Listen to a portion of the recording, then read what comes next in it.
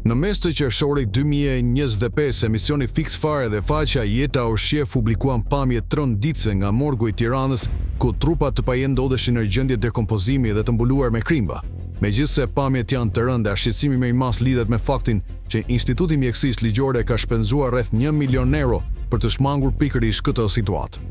Institucioni që drejtohet prej më shumë se 10 vitesh nga Bledar Xhemali pranoi me erët gjendjen problematike dhe në shtator të vitit 2024 mbylli një tender me objekt ndërtimi një dhome frigoriferike për Kufoma me vlerë rreth 99.8 milion lekë të reja. Sipas dokumentave zyrtare të tenderit, objekti ekzistues nuk kishte kapacitet për mbajtjen e trupave të paidentifikuar ose të pakërkuar që qëndrojnë për muaj të tërë. Megjithatë, procedura u mbyll, situata nuk është përmirësuar. Madje përkundrazi, sipas raportimeve mediatike, është përkeqësuar. Tenderi ka ngritur dyshime për mungesë transparencë pasi në garë mori pjesë vetëm një ofertë. Bashkimi i firmave 2T SHPK e lidhur me Artan Sakon, vëllai një ish komandantit të gartës, dhe Alges Konstruksion në pronësi të Mozarcelës. Oferta e tyre ishte vetëm 1.8 milion lekë më pak se fondi limit. Pavarësisht kësaj kostoje të lartë, problemi i ruajtjes së trupave nuk është zgjidhur. Skandali ka vënë në pikpyetje menaxhimin institucional dhe mënyrën se si trajtohen fondet publike në sektor kritik, si ai i mjekësisë ligjore, ku dhe të vdekurit